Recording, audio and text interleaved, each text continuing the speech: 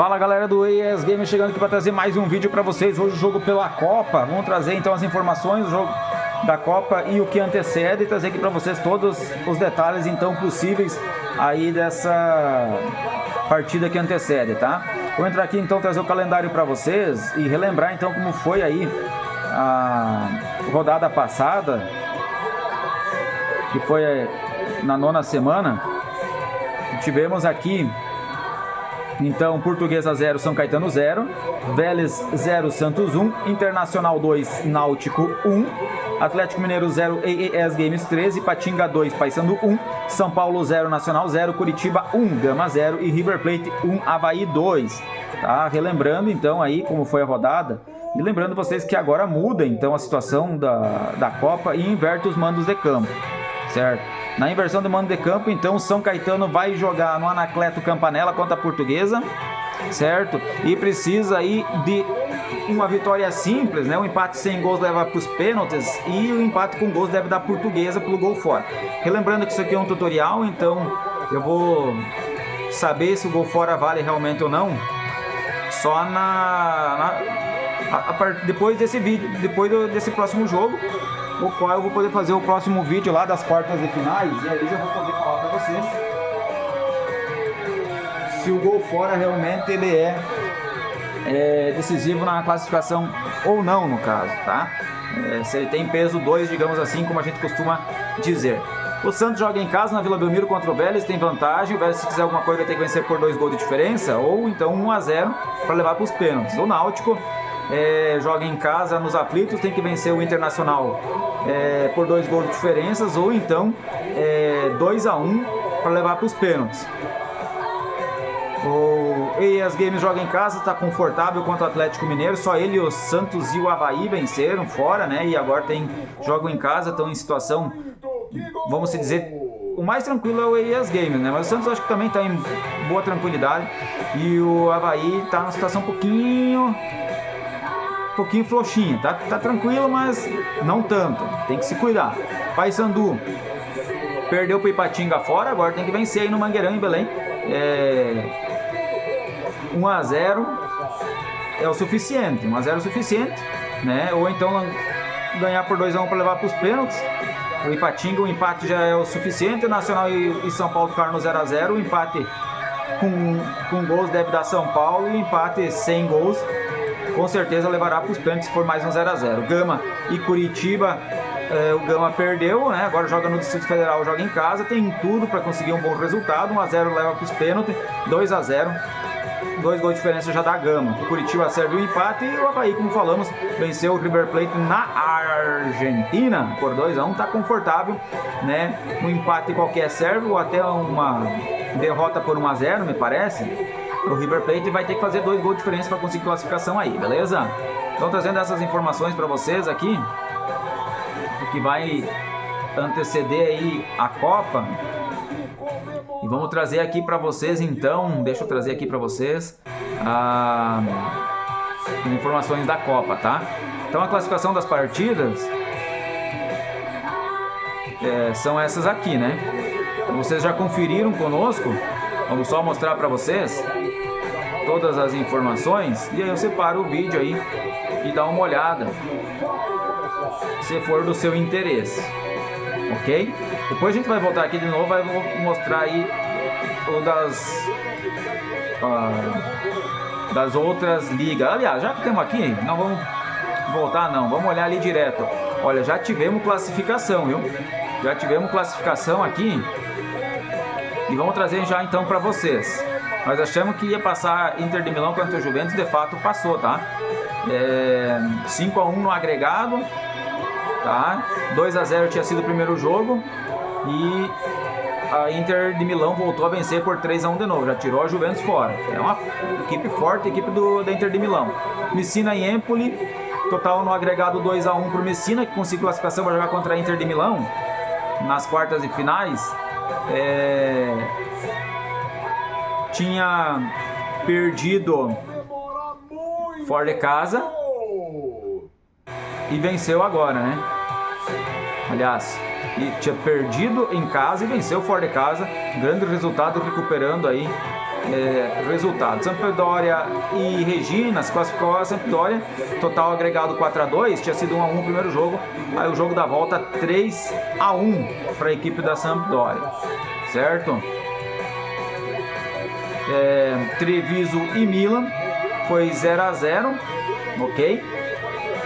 E aliás, o placar agregado 6-0 para o Milan, tá? 6-0 para o Milan. A classificação já era prevista do Milan, aí que vai pegar a equipe da Sampdoria. Ganhou o primeiro jogo por 5-0 e depois então ganhou o outro jogo agora por 1-0. Deve ter colocado os reservas ali, porque não faz sentido vencer agora só por 1-0. Só para nós ver uma situação aqui, os de cima são os que jogaram o jogo em casa. Então o Milan jogou o segundo jogo em casa, meteu 5-0 no primeiro jogo e acabou agora no segundo jogo em casa, ganhando por um resultado simples de 1-0, mas o suficiente colocou o Milan aí na próxima fase, ok? Udinese e Fiorentina, primeiro jogo foi no campo da Udinese. A Udinese perdeu por 2-0 e depois fora de casa empatou em 1-1, o placar agregado, Udinese 1, Fiorentina 3, classificação da Fiorentina que vai pegar o Livorno, certo? No placar agregado, 3 para o Lecce, 6 para o Livorno, né? O primeiro jogo em Lecce, 4-1 para o Livorno e depois no jogo da volta um empate em 2-2. Depois também tivemos Roma e Palermo, classificação da Roma, no placar agregado 3-1 para Roma contra o Palermo. Primeiro jogo em Roma 0-0, depois fora de casa a Roma foi buscar o Palermo 3-1. Parma e Lazio, classificação da Lazio, no placar agregado 2 para o Parma, 4 para Lazio, 4-2 para Lazio. Primeiro jogo em Parma 2-2 e depois em casa Lazio conseguiu a vitória por 2-0, conseguindo classificação. Certo? Então, Inter de Milão e Messina, Sampdoria e Milan, Fiorentina e Livorno, Roma e Lazio. Lá em outro vídeo a gente vai falar das nossas opiniões aí, que vai passar ou não, certo? Então, na Liga B, então, tivemos aqui o Villarreal. Olha só o Villarreal, ó. 6-2 no agregado contra o Espanhol, já era meio visto que iria passar, 3-2 em casa, depois fora de casa venceu por 3-0 de novo, conseguiu classificação.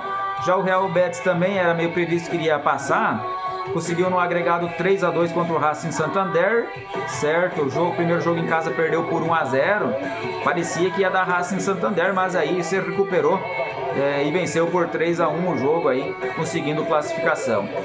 Deportivo La Coruña e Real Mallorca, 4-2 no agregado por Deportivo La Coruña, que tinha perdido em casa por 2-1, mas foi buscar fora de casa 3-0, conseguindo classificação para enfrentar o Valência, que passou sobre o Sevilla num placar agregado de 4-1. Tinha jogado o primeiro jogo em Sevilla e ganhado por 2-0, depois em casa o Valência bateu por 2-1, também era uma classificação já anunciada, já que vem muito bem na Master League espanhola aí, a equipe do Valência, inclusive liderando o campeonato. Real Madrid e Cádiz era também muito anunciado, 4-0 primeiro jogo no Santiago Bernabéu e agora fora de casa o Real Madrid botou mais 5, então chegando a 9 no agregado, vai jogar contra o Atlético de Madrid, como nós já esperávamos, ter clássico aí madrilenho, né? O Real Madrid que venceu aí por agregado de 3-1, certo? Tinha ganhado fora de casa por 2-0 e daí no jogo da volta empatou em 1-1. E Real Sociedad e Málaga, deu aí Real Sociedad, deu Málaga no agregado contra o Real Sociedad. Real Sociedad 4, Málaga 6. Primeiro jogo foi 2-2 no estádio do Real Sociedad e aí o Málaga em casa venceu por 3-2 aí, mas pelo jeito foi um baita de um jogo, né? Vitória do Málaga 3-2 nos dois jogos. E Osasuna e Barcelona também já era esperado. Osasuna 1, Barcelona 8 no agregado, 6-0 para o Barcelona no primeiro jogo no estádio do Osasuna e depois em casa o Barcelona ganhou por 2-1, deve ter colocado os reservas aí. Na Liga C, Fenerbahçe e Stuttgart, passou o Stuttgart, era meio visto que seria isto, porém foi nos pênaltis, não foi tão simples não. Primeiro jogo na Turquia foi 2-1 para o Stuttgart, depois o Fenerbahçe recuperou na Alemanha por 2-1, o jogo foi para prorrogação, não chegou aí para os pênaltis não, na prorrogação 2-0 para o Stuttgart, que conseguiu classificação, certo? Então tinha dado 3-3 o total, com mais 2 ficou 5-3 para o Stuttgart no agregado. Aí o Stuttgart que vai pegar o Bayern de Munique. O Bayern de Munique enfrentou o Hertha Berlim, certo? E eu não sei o que quer dizer AG, viu? Deve ser o que deve estar acontecendo agora. Eu até não tinha percebido isso ali, não. Tá? Então, Bayern de Munique e Hertha Berlim no agregado 3-3. O jogo está acontecendo. Aí, eu acho que é isso que quer dizer aquilo ali. Ó, dificuldade aí pro Bayern de Munique, hein? 1-1 em casa e 2-2 em Berlim. Então ali a gente vê que no agregado não deu classificação ainda. Não, mas passou já o Bayern de Munique, já terminou o jogo. Tô viajando. No agregado, então a vitória aí vale realmente o gol fora, tá? Então o Bayern de Munique fez 2 fora ali e conseguiu classificação. Agora eu entendi, de fato, já me ajuda a entender a continuação do campeonato. Celtic e Ajax, certo? Holanda contra a Escócia, 0-0 no primeiro jogo na Holanda e depois 1-0 para o Celtic na Escócia, conseguindo classificação para jogar contra o Feyenoord. Vai pegar outro holandês que passou pelo Hannover da Alemanha no placar agregado de 4-1, ganhando de 2-0 lá na Alemanha já, e depois em casa, então o Feyenoord garantiu a classificação com mais um 2-1. Então aí para enfrentar a equipe do Celtic que passou ali. Na outra parte da chave, na outra perna, né? Hamburgo e Dinamo de Kiev. Passou o Hamburgo, mas também não foi tão simples não. O primeiro jogo tinha sido 1-1 em Hamburgo, na Alemanha, e depois lá na Ucrânia mais 1-1. O jogo foi para prorrogação, na prorrogação 2-0 para o Hamburgo, que conseguiu aí no placar agregado um 4-2. Hamburgo que vai enfrentar o Bayer Leverkusen, que também era meio visto que ia passar pelo Schalke 04 no agregado 4-1, né? Tinha dado 2-1 em Leverkusen pro Bayern, e depois fora de casa, né, ganhou por 2-0 de novo. Na outra parte tinha ficado 1-1 Porto e Werder Bremen na Espanha, em Portugal, 1-1 no estádio do Porto. E no jogo da volta, então, o Werder Bremen aí conseguiu vencer por 2-1 e aí no agregado 3-2 passa de fase para enfrentar o PSV aí no clássico holandês, PSV e Heerenveen. Primeiro jogo tinha sido 2-1 para o Heerenveen fora de casa, o PSV tinha perdido em casa e o PSV recuperou fora de casa um 2-0 contra o Heerenveen aí, tendo um placar agregado de 3-2. Então as pernas, os confrontos ficam Stuttgart e Bayern de Munique, vai sair lasca, um baita de um confronto. Celtic e Feyenoord, Hamburgo e Bayer Leverkusen e Werder Bremen e Heerenveen, certo? Lembrando para vocês que aqui o nosso ainda não está definido, mas você já sabe então que o gol fora de casa vale. E aqui a gente não disse exatamente como seria os confrontos direto, então, né? Falando diretamente Villarreal e Betis, La Coruña e Valência, Real Madrid, Atlético de Madrid, Málaga e Barcelona. Beleza? Nossas opiniões a gente vai dar aí na sequência aí num próximo vídeo, tá? A artilharia dos gols fica por Galmarin na Copa com 2 gols. E depois vem uma galera na segunda colocação com gol, né? Duda do ES Game, Márcio Jonto do ES Game, Tcheco do ES Game, Neymar do Santos, Massari do Inter, D'Alessandro do Inter, Bergson do Paysandu, Eliton Júnior do Náutico, Santos Sotile do River Plate, Thiago Feltre do Coxa, Rogerinho do Ipatinga, Léo Mineiro do Ipatinga. Que gol! Porque nós saímos dali, porque... E a ranking das assistências tem Márcio Jonathan com 1, Tcheco com 1, ambos do ES Games, Parado Santos, Gleidson do Inter com 1 e Felipe do Ipatinga também com 1. Certo? Aqui as informações trazidas para vocês, com todos os detalhes possíveis aí para esse próximo jogo.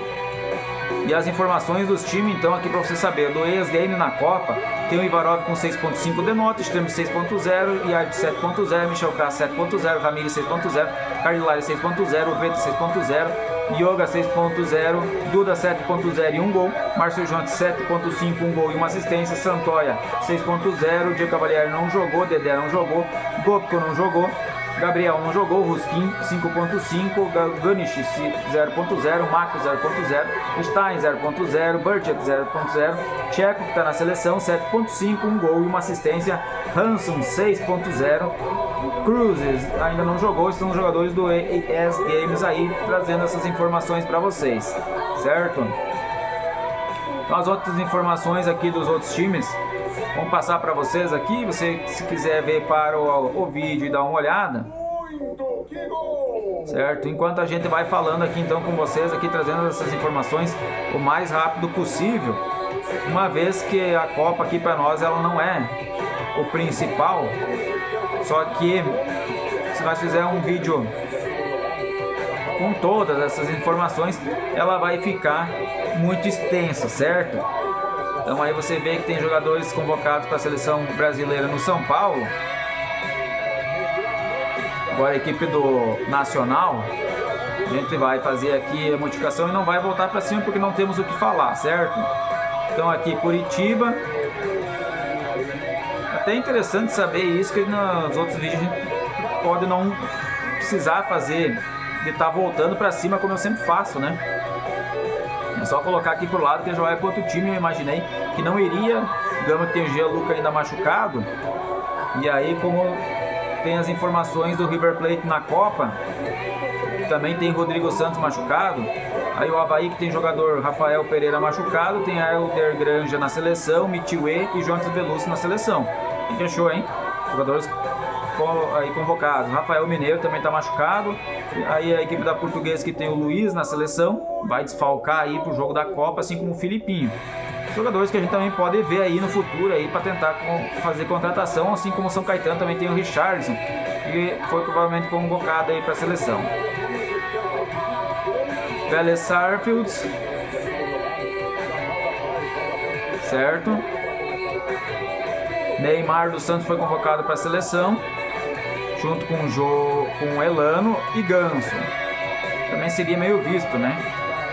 A equipe do Internacional tem o Leandro Damião convocado, e a equipe do Náutico que também tem o Flaviano aí convocado. Jogadores aí que vão desfalcar essas equipes aí na rodada. Aí o Atlético Mineiro que vai jogar contra a equipe do ES Games. Você vai conferindo aí conosco. E aí então essas informações. Agora vamos só conferir aqui, já que esse é o jogo que antecede aqui a partida, as informações do nosso adversário. Então os dados do nosso adversário tem aí o goleiro Fábio com a número 12. O zagueiro pro lado direito é Alberto 14. O zagueiro esquerdo Márcio. Lateral direito Tinga, número 2. Lateral esquerdo Ícaro com a 6. Artubi é o volante com a 26. Juan Pablo 16, primeiro meio campo pelo lado esquerdo. Jean Paulo, segundo meio campo pelo lado direito. Pedersen, o atacante pelo lado direito. Gustavo, o atacante, aliás, Gavião, para 19, pelo lado esquerdo. E o Jô, centroavante aí, com a número 9, pelo lado, ou pelo centro no caso, né, já que ele é o centroavante, certo? Então aí, essas são as informações que vamos deixar aqui para vocês. Vamos esperar vocês aí no próximo vídeo, que já será o vídeo do jogo aí então contra a equipe do Atlético Mineiro. Esperamos vocês no próximo vídeo. Até lá!